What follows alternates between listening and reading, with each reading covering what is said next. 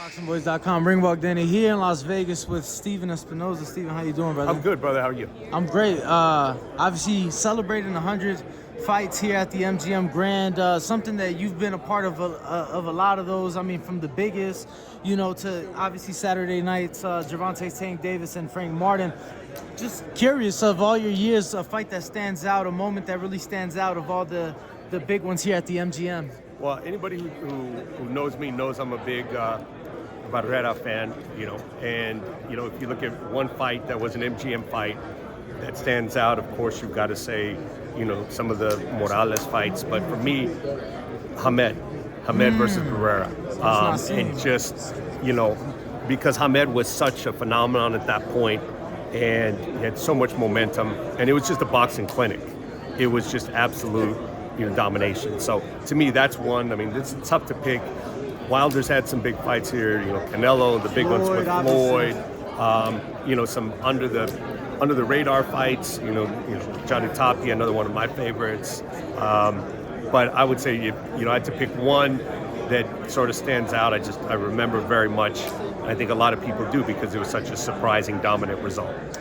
9 years ago, we got to see Tank Davis make his debut on the Mayweather Promotions right here in this building. And I remember hearing all the buzz.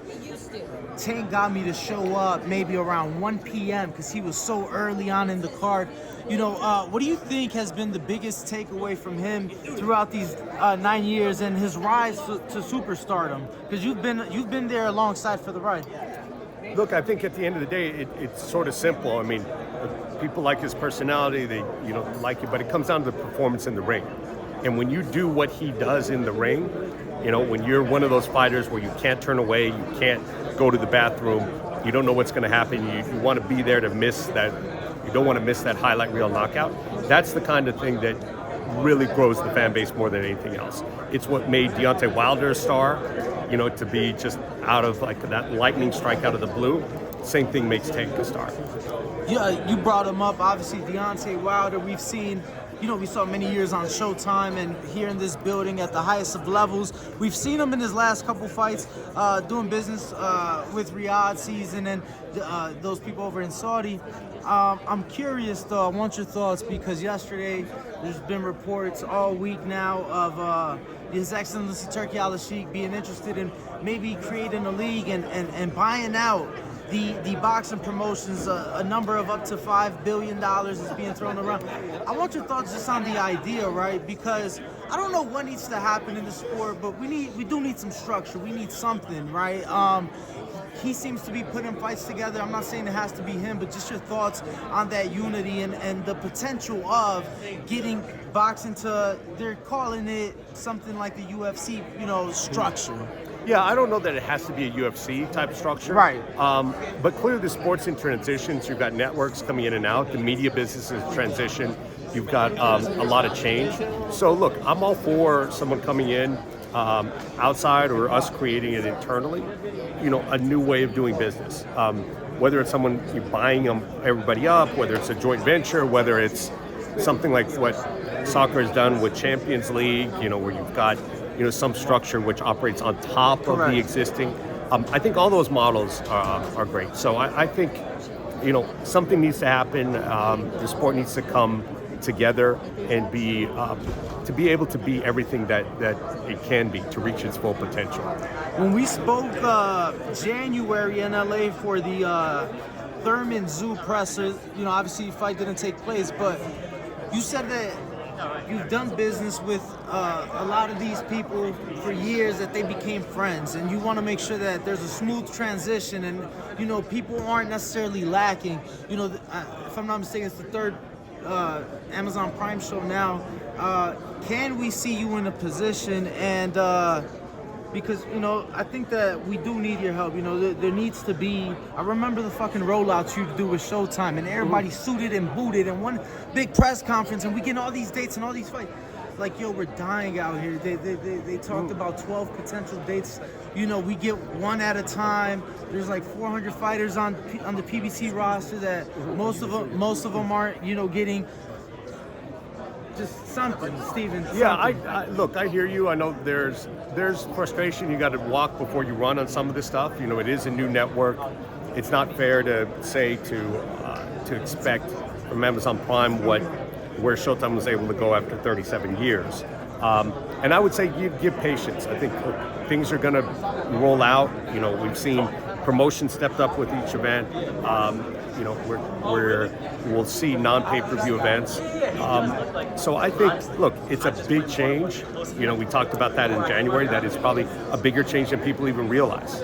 You know, because the networks assume more of the responsibility than everyone really appreciated. So it's a learning curve. I would tell people to be patient. But I think if we could fast forward 6 months, I think we'll be in a really good place, and a lot of this will work itself out. Last two things for me. First one is, right now we're seeing, just like Amazon Prime and other apps like ESPN, right now we're seeing, you know, it seems like that's where sports is heading, and just TV in general. You know, NFL just signed a Netflix deal. We were supposed to get Mike Tyson, Jake Paul. Right. Do you see boxing in the near future no longer being on linear television and being only on these apps and only, you know, streaming only? Because it seems like that's where things are heading. I think as long as there is linear, then there'll be a place for boxing on it. And I think all these places have said, you know, obviously the streamers who started their streaming business are sticking with that, you know, but you've got traditional media that is basically straddling the fence. So, you know, as long as they're in it, we all know what the future is going to be, and we're all going to be streaming Absolutely. at some point. But there's still 40-50% of the business, depending on what metric you use, that is still coming in from linear. So for the good of the sport, I think it needs to be both places now. But we do need to be preparing for the future. We know the future is streaming. We know places like, you know, I look at what OTX, what Overtime is doing. Yes. You know, really interesting stuff. You know, purely streaming based. And I think, you know, we've got to prepare. So it's not about sort of hanging on to what worked in the past and saying, look, we got to make it like that. It's about, okay, where are we going, and preparing for the future. Sometimes you got to be you can't be scared of making that big change. Just because you brought them up, do you like that they're not just streaming to the zone, but streaming on their social media, given their huge, Yeah, I absolutely, I think that's really, really smart, because, you know, the problem was, you know, and this has been the problem with, or the challenge with the NBA and the NFL. They had the opportunities to go to streaming earlier, and they were saying, well, look, we're getting 30, 40 million people on regular linear TV. Why would we go to streaming? So I think, you know, while there still are some people who have not completely switched over to streaming. You need to be both places. You need to be free streaming, you can be linear, you can be subscription. And in the meantime, I think you've got to be all places until we sort of transition to the point where everybody's watching the same way. Last one, I mean this in no way as a knock, but obviously all those years, we didn't really see too much of women's boxing, especially on that Showtime platform. But I think today in 2024, we're in an era where women's sports is thriving right now. I myself am tuning into women's basketball games that are doing 16 million, 18 million. They just did during March Madness. Do you think that right now we can see a growth and maybe more commitment into women's boxing, given how big it's been these last few years? Yeah, look, it's a little bit star-driven.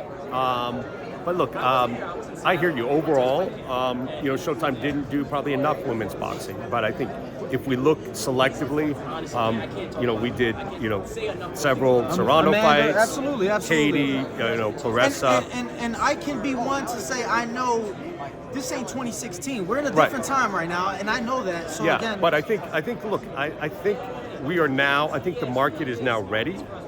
And I think the advantage is actually with younger women fighters, because I think a female fighter entering the market today will be perceived differently even from 6 or 7 years ago. Absolutely. So it's sort of star-driven. It took someone, if Caitlin Clark comes out 8 years ago, I'm not sure that she's as big as she is now. But she came out at the right time when people were ready. It is immensely talented, and I think that'll happen with female fighters. Steven, thank you so much for your time, brother. YouTube family, don't forget to hit that like button. Subscribe to the YouTube channel. Help us get to that 1 million subscribers. We're on the road to 1 million.